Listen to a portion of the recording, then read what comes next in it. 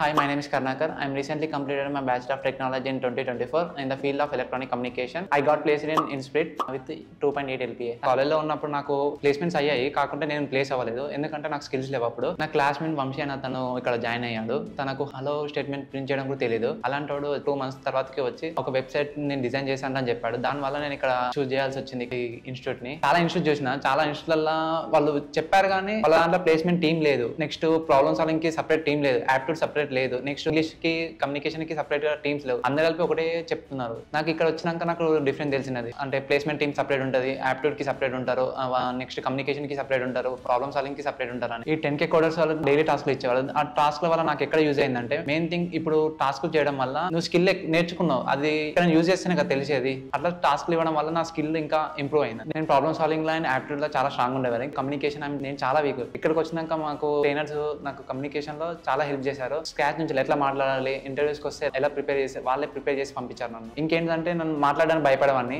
ఇక్కడికి వచ్చినాక నాకు ప్రాజెక్ట్స్ మీద ఎక్స్ప్లెయిన్ చేయమనడం, ప్రాబ్లమ్ సాల్వింగ్ బోర్డు మీద చేయమనడం, యాప్టిట్యూడ్ ప్రాబ్లమ్స్ ఇచ్చి బోర్డు పైన చేయడం అనడం వల్ల నాకు భయం పోయినది. ఫస్ట్ నాకు 3 months నాకు ప్లేస్ అయితే నమ్మకం లేకుండే. ఎప్పుడైతే నేను HTML CSS జావాస్క్రిప్ట్ నేర్చుకున్నానో నాకు ఒక కాన్ఫిడెన్స్ వచ్చింది. దాంతో నేను ఒక 2 projects ఏమో చేశాను ఫస్ట్ స్టార్టింగ్ లో HTML అండ్ జావాస్క్రిప్ట్ లో. దాంతో నాకు ఒక నమ్మకం వచ్చింది ఏంటంటే నేను కూడా ప్లేస్ అవ్వగలుగుతా.